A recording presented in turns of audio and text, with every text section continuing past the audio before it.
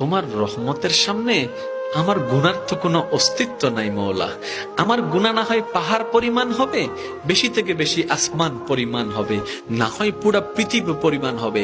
তোমার রহমত তো অগণিত, তোমার রহমত তো অসীম, তোমার রহমত তো আনলিমিটেড। এবার রব্বে করিম বলে, তাহলে ঘাবড়াস কেন, তাহলে মন ছোট করস কেন? আরে গুনাহ করেছো তো করেছো, কি হয়েছে? একবার তো তওবার মাধ্যমে আমি রবের দরবারে ফিরে আই। মওলা, ফিরে আসতে পারবো তো? দরজা কি খোলা আছে? রব্বে করিম বলে, মরণের আগ পর্যন্ত, কিয়ামতের আগ পর্যন্ত, সূর্য পশ্চিম আকাশে ওঠার আগ পর্যন্ত দরজা খোলা আছে, দরজা খোলা আছে, দরজা খোলা আছে।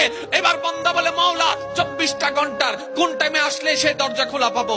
রব্বে করিম বলে, আরে ব্যাংকের দরজা খোলা থাকে নির্দিষ্ট সময়ে, অফিস আদালতের দরজা খোলা থাকে নির্দিষ্ট সময়ে, এমনকি ঘরের দরজাও খোলা থাকে নির্দিষ্ট সময়ে, এর বাইরে যাই না। কিন্তু তোর রবের দরবার এমন একটা দরবার, 24টা ঘন্টার যেই কোনো মুহূর্তে তুই আসবি, তোর রবের দরবার তোর জন্য খোলা থাকবে। সুবহানাল্লাহ।